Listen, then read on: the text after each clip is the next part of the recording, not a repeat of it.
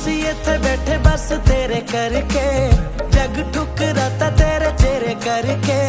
होर किसे विच तेरे जेही गल ना, अखां अगे देखे अब तेरे करके। साडा जीना बन जाऊ मरना वे सजना तेरे बिना, असी दुनिया नू की करना।